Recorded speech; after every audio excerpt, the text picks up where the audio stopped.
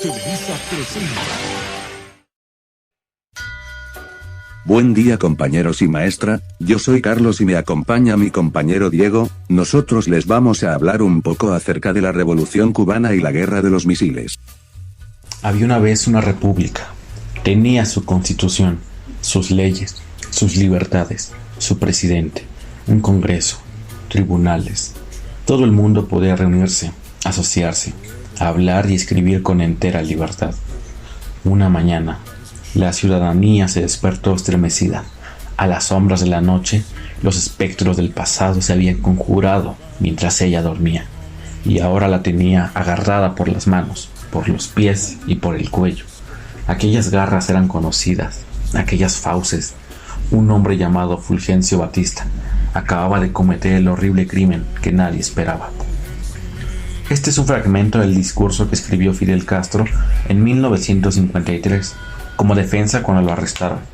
En él narraba lo que había sucedido en 1952, cuando Fulgencio Batista realizó un golpe de Estado y ocupó el poder en Cuba, eliminando el Congreso, ignorando la Constitución y además reprimiendo con fuerza a sus opositores. Durante su gobierno, vio más por el beneficio y los intereses de Estados Unidos, aumentando así la corrupción. La mayoría de la población vivía en pobreza. Es por esto que un grupo de personas, entre las que se encontraba Fidel Castro, atacaron el cuartel Moncada el 26 de julio de 1953, aunque sin éxito, porque fue rápidamente controlado.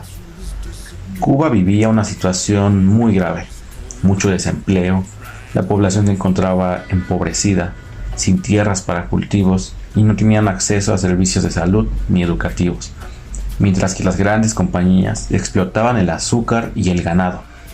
Debido a esta situación, Fidel Castro, junto con otros activistas, fueron a México para organizar un movimiento armado. El 2 de diciembre de 1956, 82 guerrilleros viajaron desde Veracruz hasta Cuba en un pequeño barco.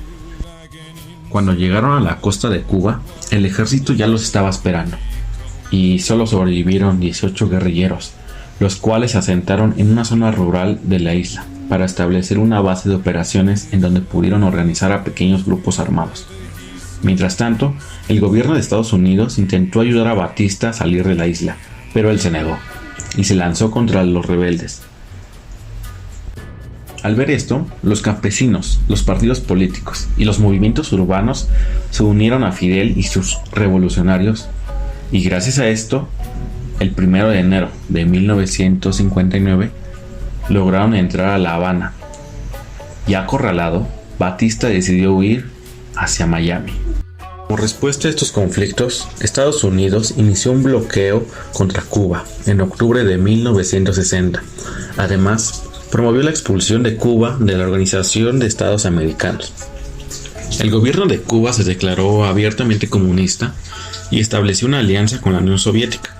Esto provocó una gran tensión que llegó a su límite en 1962 con la crisis de los misiles. En 1962, el mundo estuvo casi a nada de tener su primera guerra nuclear. Todo esto empezó en el año de 1961, cuando Estados Unidos decidió invadir Cuba, el cual era el único aliado de la Unión Soviética en el hemisferio occidental. Sumándole a esto, Estados Unidos también desplegó misiles nucleares en Turquía e Italia, lo cual significaba una amenaza para la Unión Soviética, ya que se encontraba muy cerca de su posición geográfica. La Unión Soviética decidió enviar armas a Cuba en agosto de 1962, con un acuerdo secreto que tenían. Entonces Estados Unidos decidió enviar aviones espías para vigilar el territorio cubano, logrando ver los misiles soviéticos y lanzadores que se encontraban en la zona. Washington inició un bloque marítimo contra la isla de Cuba y tenían planeado un operativo para el desembarco de militares. Pero para la Unión Soviética estas acciones fueron un acto de agresión que llevaba al mundo a una guerra nuclear, así que colocó a su ejército en una posición de combate. Todo esto empeoró cuando la Unión Soviética derribó un avión espía de Estados Unidos sobre Cuba, lo que fue catalogado como el primer disparo de la última guerra. Dadas las circunstancias, el enfrentamiento parecía inevitable, pero nadie quería ser responsable del inicio de la destrucción del mundo. El 27 de octubre, un embajador de la Unión Soviética se reunió con Robert Kennedy, hermano del presidente John Kennedy, y lograron un acuerdo. Después de esto, la Unión Soviética desmanteló y sacó de Cuba sus misiles, y el 20 de noviembre de 1962, Estados Unidos quitó su bloqueo marítimo y retiró los misiles que tenían en sus bases de Turquía, poniendo punto final a 2 semanas en las que se vivió una gran tensión nuclear.